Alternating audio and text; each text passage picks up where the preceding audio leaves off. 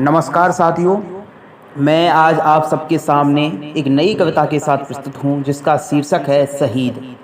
यह कविता एक सैनिक की शहादत के समय उसके मन में आने वाले विभिन्न प्रकार के विचारों के द्वंद्वात्मक युद्ध का एक प्रतिचित्रण है कि किस प्रकार से एक सैनिक उस समय सोचता है। तो इसकी भूमिका सिर्फ इतनी है कि एक सैनिक अपनी छावनी पर तैनात, एक फौजी अपनी छावनी पर तैनात था, तभी उस पर आतंकवादियों के 5 आतंकवादियों का हमला होता है।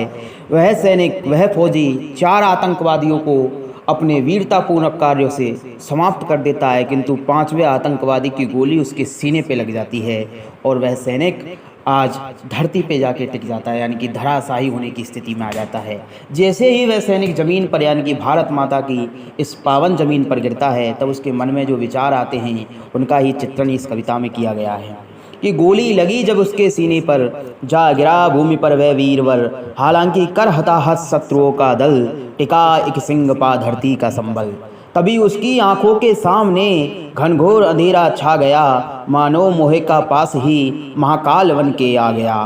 फिर हो प्रदीप्त एक तेज सा वह वीर से कहने लगा, फिर हो प्रदीप्त एक तेज सा वह वीर से कहने लगा, मानो मोह और त्याग का संग्राम ही होने लगा। बोला काल कुछ सोचकर, आंखों में उसकी झांक कर, है धिक्कार तुझको वीरवर, निज परिवार का जो हो ना सका, क्यों दी उनको मिथ्या आस तूने, जब भार उनका तू धो ना सका। ये काल जो उसके मोह का एक रूप बन के आया है, वो उससे कहता है कि हे वीर तुझे धिक्कार है धिक्कार तुझको वीरवर, निज परिवार का जो हो ना सका, क्यों दी उनको मिथ्या आस तूने, जब भार उनका तू धो ना सका। तब काल की यह बात सुन कुछ क्षण विचलित हुआ वीरवर, फिर नैन जल को नैनों में रोक, बोला काल से धीर धर, हे काल मत बोल व्यर्थ, परिवार मेरा प्रसन्न है। हे काल मत बोल व्यर्थ, परिवार मेरा प्रसन्न है, सेना में मुझको भेज कर कहते पिता वे धन्य हैं, सेना में मुझको भेज कर कहते पिता वे धन्य हैं। वीर काल से कहता है कि हे काल, तू व्यर्थ ही बोल रहा है कि मेरा परिवार मेरे इस निर्णय से और मेरी शहादत से बहुत ही चिंतित हुआ, क्योंकि मेरा परिवार प्रसन्न होकर कहता है कि वो खुश है कि उन्होंने अपना एक पुत्र, अपना एक लाडला भारत माता के चरणों में समर्पित किया है। हे काल मत बोल व्यर्थ, परिवार मेरा प्रसन्न है, सेना में मुझको भेज कर कहते पिता वे धन्य हैं। तब वीर का प्रतिवाद कर बोला काल हो कर के दृढ़, हे वीर तू भ्रम में जिया, परिवार दुख देखा नहीं, जो व्यथा छुपी इस बात में उस मर्म तक पहुंचा नहीं। अब वह काल उसे याद दिलाता है कि वो किन किन कर्तव्यों को अधूरा छोड़कर जा रहा है याद तुझे बूढ़े पिता, है याद तुझे बूढ़े पिता, जो कई दिनों से बीमार हैं, गिन रहे हैं अंतिम घड़ियां, पर प्रिय पुत्र का इंतजार है, हर रोज देखते हैं द्वार वे, पद आहटों की आस में,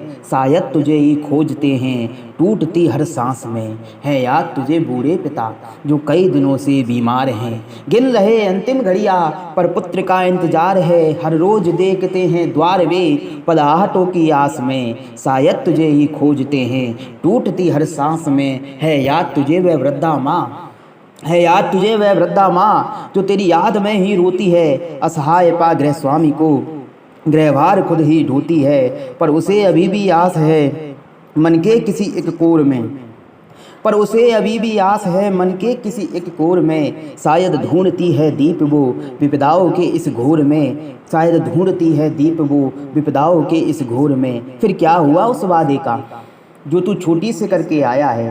फिर वह शहीद को, उस सैनिक को ये याद दिलाता है कि जो तू अपनी बहन से वादा करके आया है, उस वादे का क्या हुआ। फिर क्या हुआ उस वादे का जो तू छोटी से करके आया है, शादी में बहना आऊँगा विश्वास देकर आया है। अरे पगले तेरे उस वादे की खातिर वह हर रोज़ मंदिर जाती है, सलामत रहे भैया मेरा यही विश्वास लेकर आती है, पर मृत्यु है आसन्न तेरे, पर अब मृत्यु है आसन्न तेरे, तू कैसे वादा निभाएगा, रूठेगी जब वह बहन तेरी, तू कैसे उसे मनाएगा, कैसे देगा पिता को सहारा, कैसे माँ को समझाएगा, कैसे देगा पिता को सहारा, कैसे माँ को समझाएगा, जब हताश होकर रोएगी माँ तब कैसे धीर बनाएगा। माँ तू चिंता मत कर, पिताजी का इलाज बड़े अस्पताल में कराऊंगा, यह विश्वास कौन दिलाएगा। माँ तू चिंता मत कर, पिताजी का इलाज बड़े अस्पताल में कराऊंगा, यह विश्वास कौन दिलाएगा, बहन की शादी बड़े घर में करूंगा, अरे ये वादा कौन निभाएगा, ये वादा कौन निभाएगा। अरे ये सब तो छोटी बातें हैं, अरे ये सब तो छोटी बातें हैं, पर ये सोच कि जब प्रिय पुत्र को देखे बिना पिता इस संसार से जाएंगे, जब प्रिय पुत्र को देखे बिना तेरे पिता इस संसार से जाएंगे, तब कौन उनकी पवित्र देह को अग्नि में प्रज्वलित कराएगा, तब कौन उनकी पवित्र देह को अग्नि में प्रज्वलित कराएगा। यह सुनकर वह वीरवर होकर व्यथित टूटने लगा, मानो सौर्य की देह से अब धैर्य ही छूटने लगा।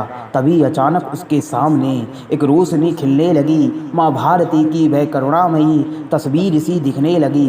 उसे लगा कि सर पर उसके माता का पावन हाथ है, उसे लगा कि सर पर उसके माता का पावन हाथ है। मानो त्याग के साथ में मुक्ति का पावन साथ है, मानो त्याग के संग में मुक्ति का पावन साथ है। माँ का पावन स्पर्श पा बोला वीर होकर के धर, माँ मेरी तू सर्वस्व मेरा, मुझे सब कुछ स्वीकार है। तेरी आन पे कुर्बान माँ मेरा संपूर्ण परिवार है। कि माँ मेरी तू सर्वस्व मेरा, मुझे सब कुछ स्वीकार है। तेरी आन पे कुर्बान माँ मेरा संपूर्ण परिवार है धन्य ये जीवन मेरा, जो कतरा कतरा रक्त बहा तुझ पर, अब झुक कर के तुझसे मांगता हूँ ये उपकार कर दे माता मुझ पर। अब झुक कर के तुझसे मांगता हूँ ये उपकार कर दे माता मुझ पर। अगर जीवन मेरा कोई शेष हो, अर्जित किया कुछ विशेष हो, तो हर बार जन्म लेकर के माँ तेरी सीमा पर ही आऊँ मैं, तो हर बार जन्म लेकर के माँ तेरी सीमा पर ही आऊँ मैं। करके दमन रिपुओं का फिर तेरी गोद में मर जाऊँ मैं, करके दमन रिपुओं का फिर तेरी गोद में सो जाऊँ मैं। सुन के वीर की वाणी को अश्रुपूरित हुए माँ के नयन, बोली फिर माँ वीर से मानो वचन हो पावन परम। हे वीर तू धन्य है परिवार तेरा, हे वीर तू धन्य है परिवार तेरा। पाए पुत्र तुझसे मैंने, है धन्य ये सौभाग्य मेरा। जा तेरे परिवार के फर्ज को यह पूरा देश निभाएगा। जो बलिदान तूने दिया है पुत्र, ना व्यर्थ कभी भी जाएगा, ना व्यर्थ कभी भी जाएगा। जय हिंद, जय भारत।